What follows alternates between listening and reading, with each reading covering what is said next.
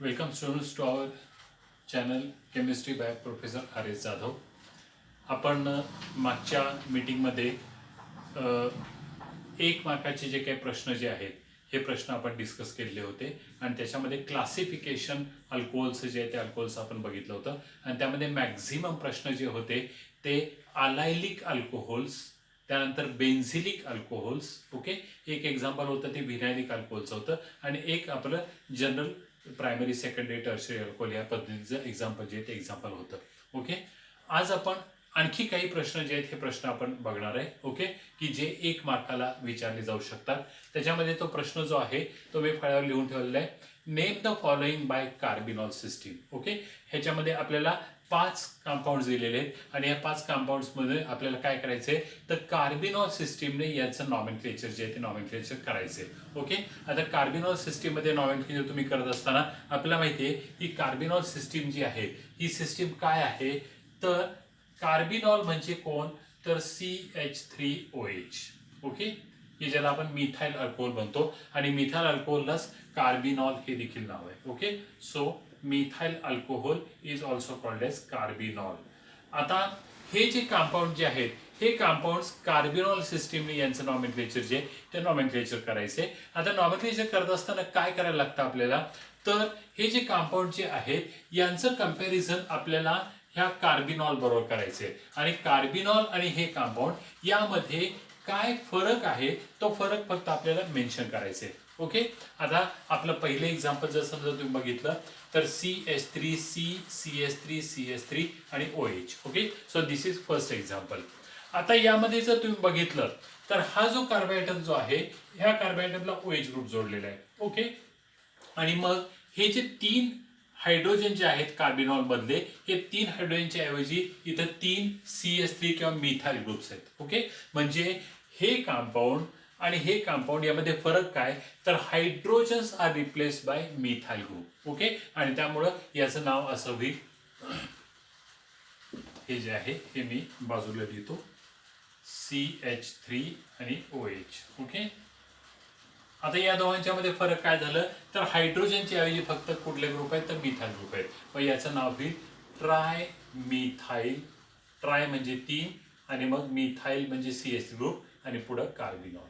Okay, so this is try methyl carbinol. Okay, याचंच जर समजा कॉमन सिस्टीम मध्ये जर नाव लिहायचं असेल तर this will be tertiary butyl alcohol. Okay, tertiary butyl alcohol. आणि जर युपॅक सिस्टीम मध्ये जर नाव लिहायचं असेल तर आपल्याला असं लक्षात येईल की टोटल कार्बोहायड्रेट्स किती आहेत तर 3 आहेत. ओके, स्ट्रेट चेन मध्ये 3 कार्बोहायड्रेट आहेत. 2 नंबरला मिथाइल ग्रुप आहे आणि 2 नंबरलाच परत OH ग्रुप देखील आहे. Okay, so this will B 2 methyl propane 3 carbohydrate आणि प्रोपेन 2 ओल. ओके, 2 मिथाइल प्रोपेन 2 ओल. ओके, और ट्राय मिथाइल कार्बिनॉल. ओके, और टर्शरी ब्युटाइल अल्कोहोल. तसं आता हे एक्झाम्पल जर बघितलं कार्बिनॉल सिस्टीमने याचं नाव काय होईल त्याच्या अगोदर आपण कॉमन सिस्टीम मध्ये नाव काय आहे ते बघूया.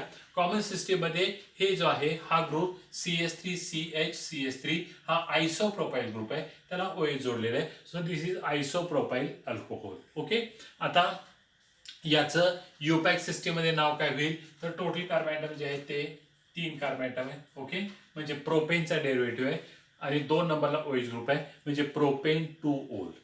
आणि आता कार्बिनॉल सिस्टीम मध्ये काय करायचं तर मिथाइल अल्कोहोल किंवा कार्बिनॉल आणि हे कंपाऊंड यामध्ये काय फरक आहे तो फरक आपल्याला मेन्शन करायचा आहे. ओके, आता इथं तुम्ही बघितलं तर तुम्हाला कार्बनवर 3 हायड्रोजन्स आहेत. ओके, आणि इथं आता काय झालंय तर कार्बनवर एकच हायड्रोजन आहे म्हणजे 2 हायड्रोजन जे ते मिथाइल ग्रुपने रिप्लेस केले आहेत म्हणजे मिथाइल ग्रुप्स 2 आहेत. ओके, मग 2 मिथाइल ग्रुप्स आणि हा CHOH आहे. आता याला तुम्ही म्हणू शकता डाय मिथाइल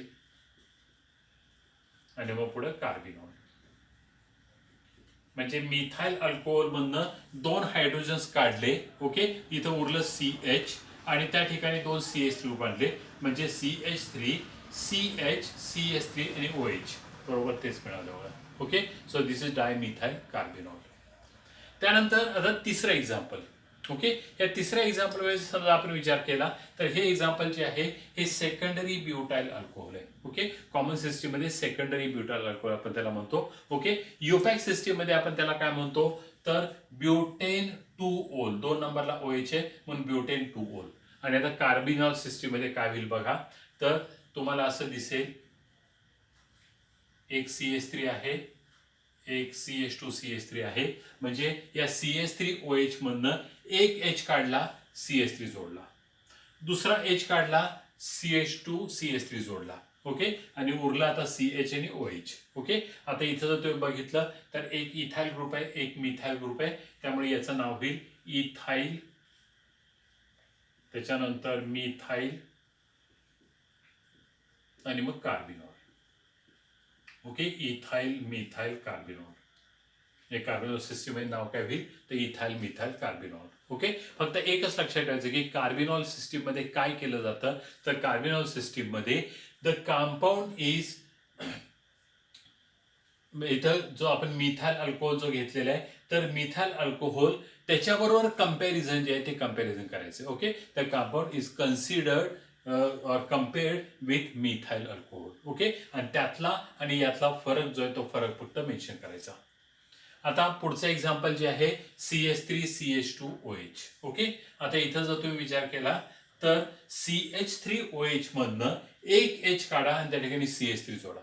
ओके, म्हणजे CH3 होईल, नंतर इथं CH2 होणार आणि OH, तरी CH3CH2OH. आता बघा हा मिथाइल ग्रुप आहे, त्यामुळे याचं नाव काय होईल तर methyl carbinol. Okay, so this is methyl carbinol. Okay, आणि आता हे शेवटचं एक्झाम्पल जे आहे, इथं देखील पुन्हा काय केलंय बघा, तर मिथाइल अल्कोहोल मधनं एक H काढलेला आहे आणि त्या ठिकाणी कोणता ग्रुप आणलाय तर CH3CH2 म्हणजे इथाइल ग्रुप आणलेला आहे. So this will B ethyl carbinol. Ethyl carbinol. तर अशा पद्धतीचे प्रश्न जे आहेत हे प्रश्न very short answer type question मध्ये किंवा 1 मार्काला आपल्याला हे विचारले जाऊ शकतात. तर असे प्रश्न जे आहेत हे इंटेक्स क्वेश्चन मध्ये काही प्रश्न आहेत त्याच्यामध्ये मी ॲडिशन केली आणि त्याचे प्रश्न जे ते प्रश्न तयार केले. काही प्रश्न इतके फालतू किंवा इतके सोपे आहेत. आता उदाहरणार्थ write any one example of phenol. आता काय प्रश्न आहे का, फेनॉल हा अख्खा टॉपिक आपण स्टडी केला आणि फेनॉलमध्ये आपल्याला माहिती आहे की बेन्झिनला OH ग्रुप असतो आणि त्यांनी असं म्हटलंय की फेनॉलचा एखादा कंपाऊंड जे आहे ते कंपाऊंड लिहा. असे काही प्रश्न जे आहेत की ज्या प्रश्नांचं डिस्कशन देखील करणं जे आहे हे मी असा विचार करतो की काही आवश्यकता नाहीये, पण तरी आपण नंतर केव्हा तरी त्यांचं डिस्कशन जे आहे ते डिस्कशन आपण करू. ओके, त्यानंतर आपण असं करूया, जरा थोडंसं डिफिकल्टी लेवल जी आहे ती डिफिकल्टी लेवल आपण वाढवूया. ओके, आणि मग आपण त्याचे 1-2 प्रश्न जे त्या प्रश्नांचा आपण विचार करू. त्यामध्ये एक प्रश्न असा आहे, arrange the following compounds in the decreasing order of their acid strength. Okay, arrange the following compounds in the decreasing order of their acid strength. Okay, आपल्याला काय करायचंय तर decreasing order of acid strength, decreasing order of acid strength. Okay, म्हणजे आता जे compounds आपल्याला दिलेले आहेत त्यामध्ये स्ट्रॉंगली ऍसिडिक कोणता आहे त्याला 1 नंबर द्यायचा.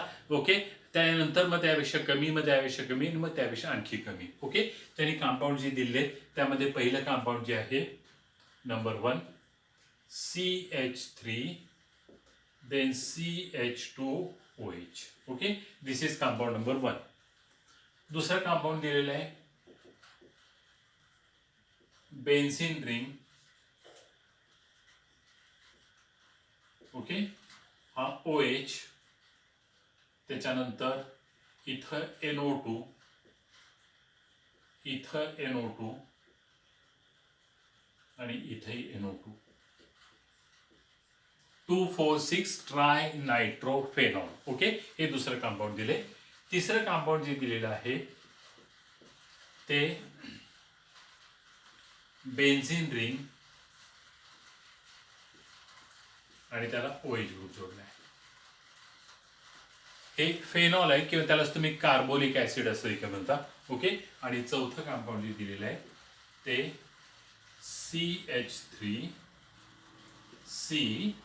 CH3 CH3 आणि OH. ओके, असे 4 कंपाऊंड जे हे 4 कंपाऊंड दिले आणि सांगितलंय की हे जे कंपाऊंड जे आहे ते त्यांच्या ऍसिड स्ट्रेनच्या डिक्रीजिंग ऑर्डरमध्ये मांडा. म्हणजे जे मोस्ट ऍसिडिक असेल तर तो पहिल्यांदा घ्या, त्याच्यानंतर त्यापेक्षा कमी ऍसिडिक, त्यानंतर त्यापेक्षा आणखी कमी ऍसिडिक आणि नंतर आणखी कमी ऍसिडिक. ओके, म्हणजे अशा पद्धतीने मांडा.